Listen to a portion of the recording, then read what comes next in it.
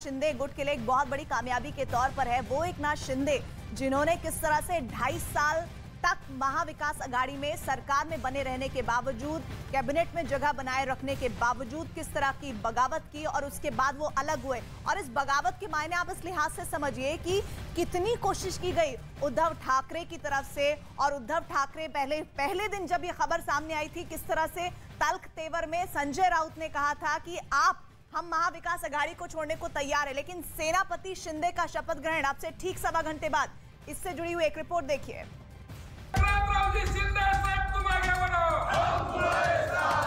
जो शिंदे अब करेंगे वो सही करेंगे। शिवसेना के समर्थक हैं कि एकनाथ शिंदे के? एकनाथ शिंदे जी के। इनका नेचर बहुत अच्छा है, स्वभाव बहुत अच्छा है, सबसे मिलजुल के रहते।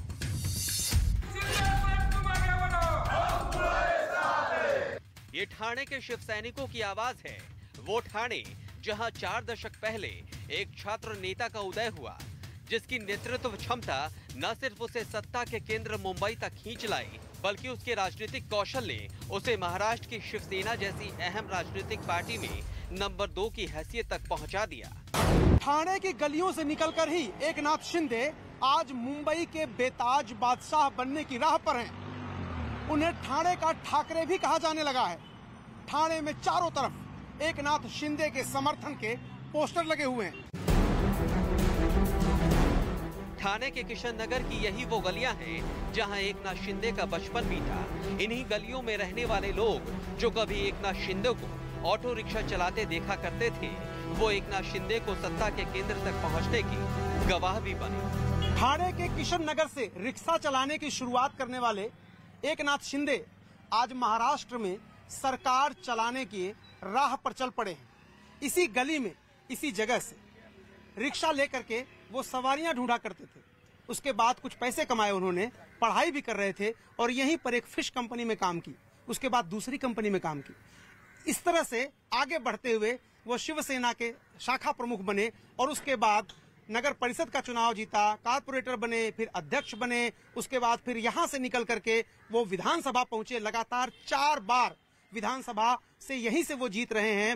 मंत्री बने, विपक्ष के नेता बने, लेजिस्लेटिव पार्टी के अध्यक्ष बने। मुंबई के पास ठाणे का इलाका एकनाथ शिंदे के लिए सिर्फ उनका चुनाव क्षेत्र भर नहीं है, बल्कि ठाणे की एक गलियों को एकनाथ शिंदे ने जिया है। ठाणे से उनका लगाव राजनीति से ज्यादा भावनाओं का रहा है। यही वजह है कि सत्ता के केंद्र तक पहुंचने के बाद भी ना तो उन्होंने ठाणे को खुद से अलग किया और न ठाणे की जनता ने एकनाथ शिंदे को कभी खुद से दूर जाने दिया। हम पहुंचे हैं किशन नगर, जहां से उनकी शुरुआत हुई, यहीं पर वो पैदा हुए। इसके पीछे एक चाल है। कुछ दिन रहने के बाद ये फर्स्ट फ्लोर का जो मकान है किशन नगर में, यहाँ पर आकर के एकनाथ शिंदे रहने लगे। और जब वो कारपोरेटर भी नहीं बने थे, तभी उन्होंने इस दफ्तर की एक तरह से स्थापना की थी।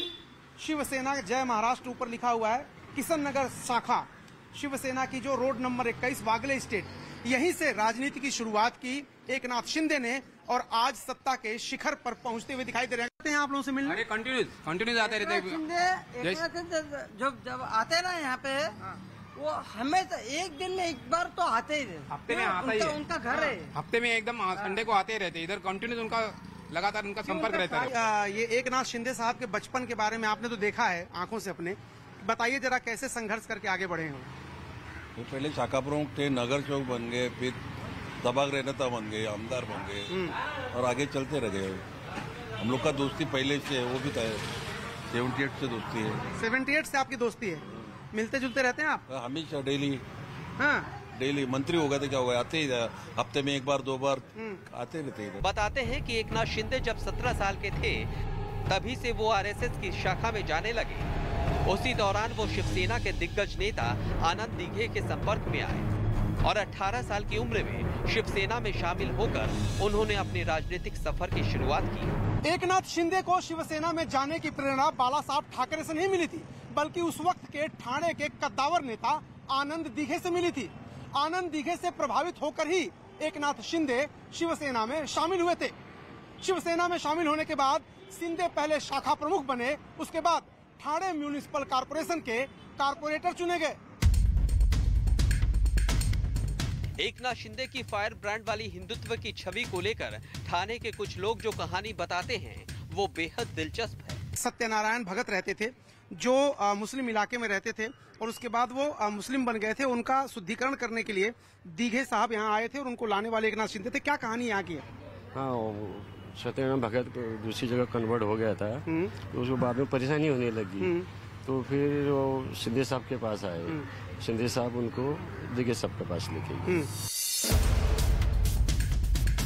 आज ठाणे की सड़कों पर आपको शिवसेना के पोस्टर जगह जगह नजर आ जाएंगे। इन पोस्टरों पर शिवसेना के संस्थापक बाला साहेब ठाकरे और एकनाथ शिंदे के राजनीतिक गुरु आनंद दीघे तो नजर आते हैं, लेकिन उद्धव ठाकरे की तस्वीर कहीं नजर नहीं आती। उनकी जगह हर पोस्टर पर एकनाथ शिंदे दिखते हैं, जिन्हें ठाणे के ज्यादातर शिव सैनिक अपना प्रतिनिधि भी मानते हैं और अपना नेता भी।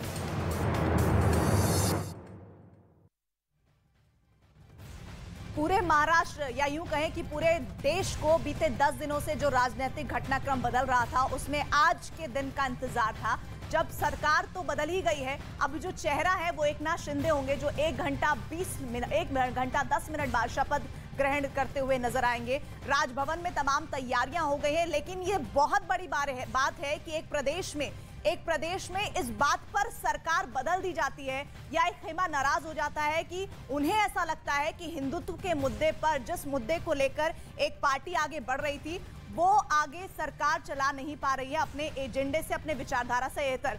ये बहुत बड़ा एक मैसेज है इस सरकार बदलने के साथ। रीमा, इसको हम क्या इस नजरिए से देखें कि हिंदुत्व के मुद्दे पर महाराष्ट्र की सरकार ही बदल गई?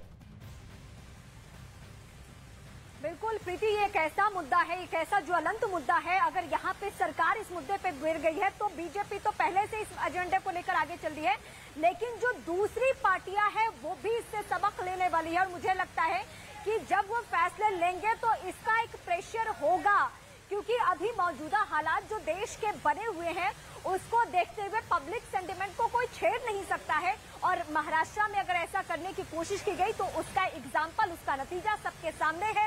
क्योंकि शिवसेना ने जैसे ही एनसीपी और कांग्रेस के साथ सरकार में वो आगे बढ़ी थी, उस वक्त में शिवसेना के चंद चेहरों ने छोड़ दिया था पार्टी की नहीं, हम उस पार्टी के साथ बिल्कुल नहीं कदम ताल करेंगे जिसका एजेंडा अलग है, जिसकी स्ट्रैटेजी अलग है। और हम बाला साहब ठाकरे के सेना है तो हम उनका एजेंडा लेकर आगे बढ़ेंगे। हम हिंदू हृदय सम्राट के सैनिक हैं, हम उन्हीं के बताए हुए राह पर आगे बढ़ेंगे। उद्धव सरकार को लेकर नाराजगी लोगों के मन में थी और ये नाराजगी बीते 2.5 साल से देखिए किस तरीके से गुबार निकला कि सीधे बगावत की एक ऐसी राह तैयार हुई जिससे 1-2 नेता नहीं चले, 1-2 विधायक नहीं चले, बल्कि निर्दलीय सहित ऐसे विधायकों की संख्या पहुंच गई 51। और राजनीति में 51 की संख्या बहुत मायने रखती है। और यहाँ अगर हम इस परिस्थिति की बात करें तो यहाँ तो एकनाथ शिंदे को सीधे सीएम के पद पर ला दिया गया। तो जाहिर सी बात है प्रीति कि जिस सवाल का आपने जिक्र यहाँ पे किया, आने वाले दिनों में अन्य पार्टियों में भी हम देखेंगे, अन्य प्रदेशों में भी देखेंगे कि इसका एक असर जरूर रहेगा। महाराष्ट्र की सियासत का असर होगा, क्योंकि देश की न सिर्फ आर्थिक राजधानी मुंबई में इस वक्त मैं खड़ी हूँ, बल्कि मराठा से लेकर मैं आपको रोक रही हूँ रीवा, ये तस्वीरें गोवा की आ रही हैं जहां पर देखिए विक्ट्री का साइन दिखाते हुए विधायक नजर आ रहे हैं। देखिए ये विक्ट्री है जिसका इंतजार इन विधायकों को एकनाथ शिंदे की अगुवाई में बीते 2.5 साल से था। महाविकास अघाड़ी सरकार जब बनी तब से ही ऐतराज था, एकनाथ शिंदे नहीं खुश थे। हालांकि उनके ये जो विधायक आप देख रहे हैं इनमें कई कैबिनेट मंत्री भी हैं। और अब आप समझिए कि किस तरह से एकनाथ शिंदे के गुट में खुशी का माहौल होगा, क्योंकि जिस बात को लेकर ऐतराज था, आखिरकार उस ऐतराज के साथ साथ जो तोहफा मिला है या यूं कहें कि जो सम्मान मिला है वो अपने आप में इस बगावती गुट के लिए बहुत बड़ी बात है। एकनाथ शिंदे जिनके मन में बीते 2.5 साल से ये कहा जा रहा था कि खुद मुख्यमंत्री बनने का सपना पल रहा था, बढ़ रहा था,